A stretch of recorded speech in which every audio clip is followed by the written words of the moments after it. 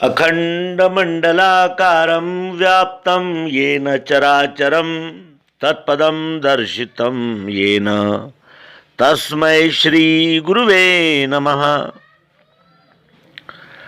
अज्ञानान्धस्य लोकस्य ज्ञानाञ्जनशलाकया चक्षुरुन्मीलितं येन तस्मै श्री गुरुवे नमः। अध्यात्म विश्व विज्ञान यूट्यूब चैनल पर उपस्थित अपने सभी प्रिय मित्र, आचार्य, गुरुजन और हमारे सब्सक्राइबर्स, शेयरकर्ता और व्यूअर्स सभी का हार्दिक स्वागत समादर करते हैं। ये मार्गशीर्ष महीना है। इस महीने को भगवान श्री कृष्ण जी ने गीता में अपनी विभूति कहा था, और ये इसलिए कहा था कि ये माह अत्यंत नैसर्गिक सौंदर्य से परिपूर्ण और स्वास्थ्यवर्धक और मधुर ऐसे मौसम का कारक, इसीलिए इस मार्गशीर्ष को भगवान श्री कृष्ण जी अपना विभूति कहते हैं। इस मार्गशीर्ष में श्रीमद् दत्त जयंती आती है और इस दत्त जयंती के पावन पर्व पर सर्वांग योग निरूपण सत्र आरंभ हो रहा है। ये दुग्ध शर्करा योग है। दत्त नाथ संप्रदाय के दैवत कहे जाते हैं। दत्त का अर्थ होता है निश्चित, उपस्थित, सदैव उपस्थित, उसे दत्त कहते हैं।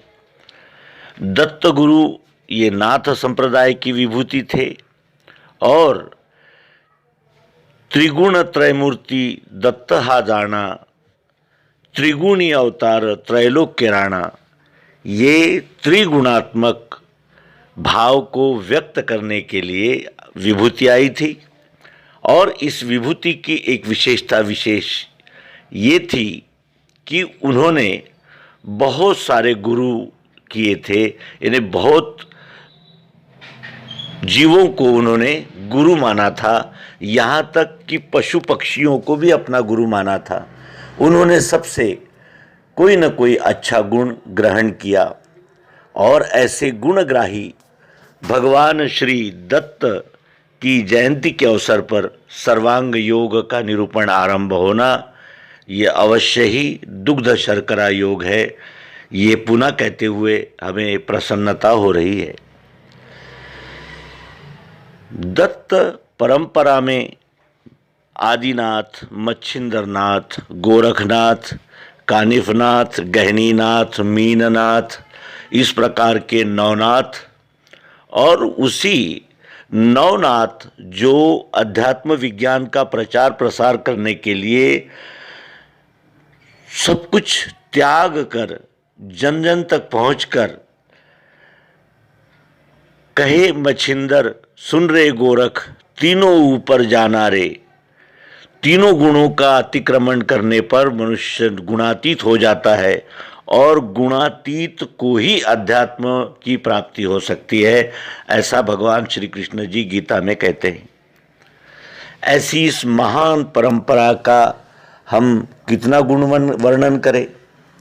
और इसी नवनाथ परंपरा की अन्य शाखाएं जो अलग अलग नामों से अलग अलग यानी विभागों में चली गई, कहीं वो शैव कहलाती है तो कहीं वो नाथ संप्रदाय कहलाती है, फिर कहीं वो भागवत संप्रदाय में अपना स्वरूप दिखाती है, तो कहीं वारकरी संप्रदाय में वो अपनी उपस्थिति दर्ज कराती है।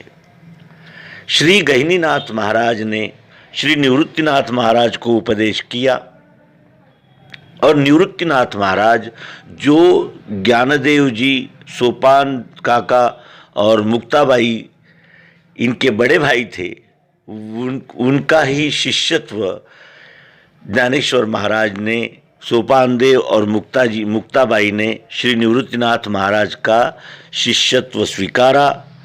और ज्ञानेश्वर महाराज अपने हरिपाठ में गवाही देते हैं की ज्ञानदेव म्हणे निवृत्ती निर्गुण दिधले संपूर्ण माझे हाती। संपूर्ण अध्यात्म का बोध देने वाले मेरे सद्गुरु हैं, ऐसी घोषणा श्री ज्ञानेश्वर महाराज अपने हरिपाठ में करते हैं। इस परंपरा की व्याप्ति अत्यंत व्यापक है।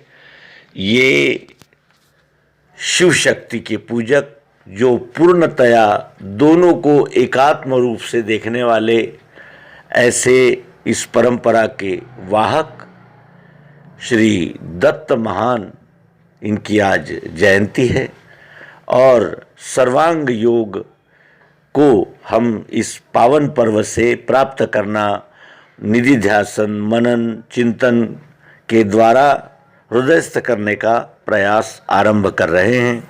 आप सहित सभी महानुभाव मित्रों को हार्दिक शुभकामनाएं देते हुए नर्मदे हर सद्गुरु भगवान की जय, विश्वरूप परमात्मा की जय। ओम शांति शांति शांति।